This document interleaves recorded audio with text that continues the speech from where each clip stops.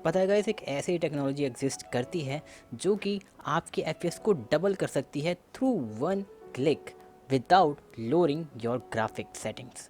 जी हाँ, अब वो क्या है? वो है डीएलएसएस यानी कि deep learning super sampling from Nvidia.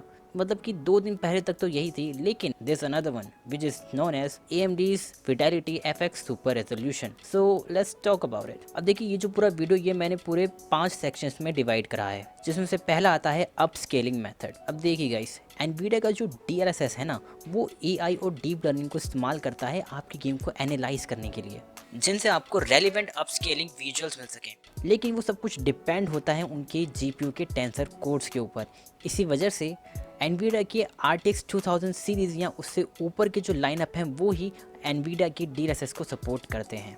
On the other hand, अगर हम AMD FSR की बात करें तो वो एक कन्वेंशनल स्पेक्ट्रल टेक्नोलॉजी है, यानी कि वो कोई डीप लर्निंग का इस्तेमाल नहीं करता है। वो सिर्फ और सिर्फ एल्गोरिथम का इस्तेमाल करता है आपकी इमेज क्वालिटी को अपस्केल करने के लिए, और फिर उसके बाद उसके ऊपर वो एक शार्पिंग फेज लगाता है, जिसकी मदद से आपका जो रेजोल्यूशन है वो बहुत ज़्यादा ही अपस्केल हो जाता है, जो कि बहुत हद तक नेटिव रेजोल्यूशन के जैसा ही लगने लगता है। अब दूसरी बात आती है सपोर्टेबिलिटी या फिर हम कहें वर्सेटिलिटी की। अब देखिए ऐसे, क्योंकि एनवीडिया का जो डीएलएसएस है वो टेंसर कोर्स के ऊपर डिपेंड करता है, इसलिए उसके 2000 सीरीज से जो नीचे ग्राफिक कार्ड हैं वो उनमें सपोर्ट नहीं हो सकता और आप उनमें इस्तेमाल नहीं कर सकते डीएलएसएस को। लेकिन अगर हम बात करें AMD FSR की, चूँकि वो डीप लर्निंग के ऊपर डिपेंड नहीं करता, इसलिए वो बहुत सारे वेराइटी ऑफ जीपीयूज को सपोर्ट करता है। यानी कि गाइस, आप बिलीव भी नहीं करेंगे। आप खुद सोचिए, AMD के Radeon RX 400 सीरीज कब की बात है, बहुत पुरानी बात, वहाँ से लेके आज 6000 सीरीज तक आपको AMD का FSR का सपोर्ट मिलेगा। यानी कि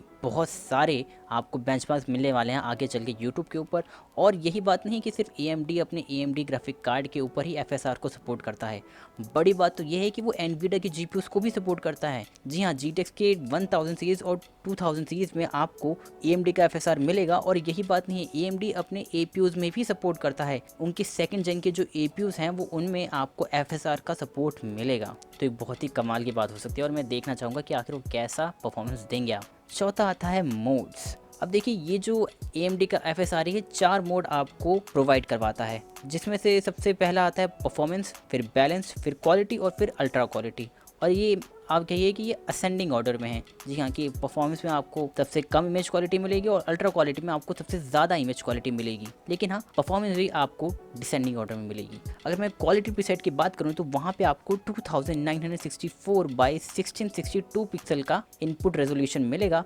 और परफॉर्मेंस की अगर बात करूँ तो वहाँ भी आपको 1920 बाई 1080 पिक्सल का इनपुट रेजोल्यूशन मिलेगा, अगर आप 4K में चला रहे हैं FSR को। जी हाँ, अगर आप 4K में चला रहे हैं FSR को, ये बात आप याद रखिएगा। अब मेन बात आती है परफॉर्मेंस। अब 100 बात की एक बात, सिर्फ एक ही ऐसा गेम है जो कि बोथ एनवीडिया डीएलएसएस और AMD FSR को सपोर्ट करता है, लेकिन दिक्कत क्या है कि वो अल्फा स्टेज में है, तो इसलिए हम उसको अपने अकाउंट में नहीं ले सकते दोनों का डिफरेंस दिखाने के लिए। फिर भी हमने एक गेम चूज़ करा है जिसमें हम AMD FSR को ही दिखा सकते हैं, जो कि है गॉडफॉल। अब क्यों? क्योंकि विजुअल्स के हिसाब से ये बहुत ही अच्छा गेम है, और एक ऐसा गेम है जो कि शायद आपको बाय करना चाहिए उन गेम्स में से जिसमें से AMD ने अपना FSR को सपोर्ट दिया है। तो अगर गॉडफॉल की बात करें तो यहाँ पे आपको दिख रहा होगा अपनी स्क्रीन के ऊपर कि 4K नेटिव रेजोल्यूशन में आपको 65 फ्रेम्स मिल रही हैं। तो यानी कि आप मान सकते हैं 60 to 70 फ्रेम्स आपको मिलेंगी।